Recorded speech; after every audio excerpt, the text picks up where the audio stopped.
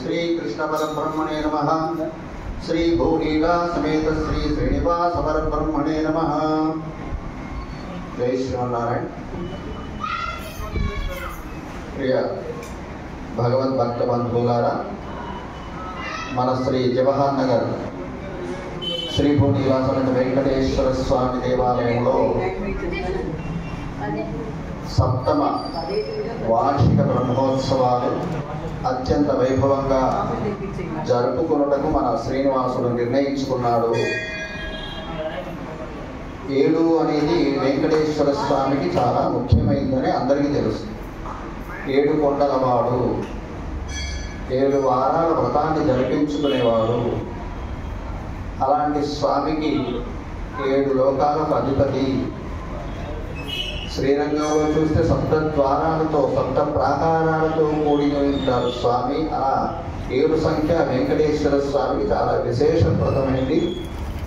ఇది 7వ వార్షికోత్సవ బ్రహ్మోత్సవం కాబట్టి భక్తులందరూ కూడా అధిక సంఖ్యలో పాల్గొని శ్రీ వెంకటేశ్వర స్వామి వారి కృపకు పాత్రులు కావాలని తెలియజేస్తున్నాం. ప్రతి క్షణము మానవ జీవితంలో చాలా విలువైంది. ఎప్పుడు ఎవరి జీవితం ఎక్కడ ఎలా ప్రారంభమవుతుందో, ఎలా పరిసమాప్తమవుతుందో మనకి తెలియని అది దైవ రహస్యం. ఈ రోజే మనది, ఈ క్షణమే మనది. రేపు ఎవరు ఎప్పుడు ఎక్కడ ఎలా ఉంటారో తెలియదు. కాబట్టి మన వెంకటేశ్వర స్వామి దేవాలయంలో ఉత్సవాలు అత్యంత వైభవంగా జరగాలని మనం అనుకోవాలి. అది మన స్వామి కాబట్టి, ఆయన మన దగ్గరికి వచ్చాడు మన కోసం కాబట్టి మనం అలా సంకల్పించినప్పుడు ఆయన కూడా మనం బాగా ఉండాలని ఆయనే అనుగ్రహిస్తాడు, కృప చేస్తాడు, ఆశీర్వదిస్తాడు మనందరినీ. కాబట్టి విష్ణు చిత్తుల వారు గోదాదేవి యొక్క తండ్రి గారు పల్లాండు పల్లాండు పల్లాయిరత్తాండని స్వామికి మంగళాశాసనం చేశారు. స్వామి నువ్వు ఎప్పుడూ బాగుండాలి, వర్ధిల్లాలి.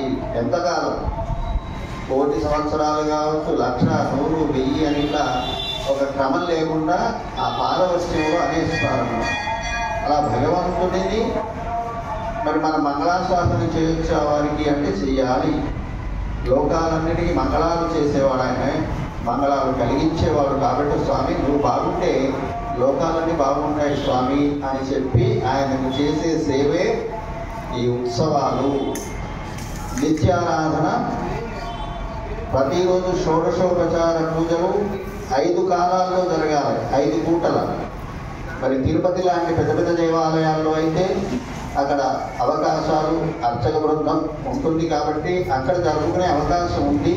మరి మన చిన్న చిన్న దేవాలయాల్లో అలాంటి అవకాశం ఉండదు. కాబట్టి ప్రతిరోజు కావచ్చు, ప్రతి వారం కావచ్చు, ప్రతి మాసము కావచ్చు, ఇలా ఆరాధనలో జరిగే లోపాలన్నింటినీ కూడా సవరించడానికి ఒక ప్రాయశ్చిత్తంగా స్వామిని వేడుకుంటూ చేసే ఉత్సవం, మహోత్సవం. స్వామి రోజు నీకు చేయలేకపోతున్నామయ్యా సేవలన్నీ, కాబట్టి సంవత్సరానికి ఒకసారి ఇక్కడ నువ్వు ప్రతిష్ఠితమైనటువంటి రోజున, నిన్ను మేము నిలుపుకున్న రోజున, మా కోసం వచ్చి నువ్వు నిలిచిన రోజున నీకు ఈ ఉత్సవాలు జరిపిస్తాము, నువ్వు జరిపించుకోవాలని స్వామిని ప్రార్థించి ఆయన జరిపించమని ఆయన కోరడండి. అది మన విధి. ఎప్పుడైతే ఆయన ప్రతిష్ఠించండి అని ఎవరికైనా వచ్చి చెప్పాడో ఇక్కడ మనమే కావాలని మన దగ్గర ఉంటే స్వామి బాగుంటుందని ఏది కోరి తెచ్చి ఆయన ఇక్కడ మనం ప్రతిష్ఠించుకున్నాం. కాబట్టి మన ఆయన బాగోగులు మనమే చూడాలి. నాకు అర్ఘ్యపాద్యాలు ఇవ్వండి, భోజన నైవేద్యం పెట్టండి అని ఆయన అడగడు. ఆయా సమయాలను బట్టి మనమే ఆ సేవలన్నీ చెయ్యాలి.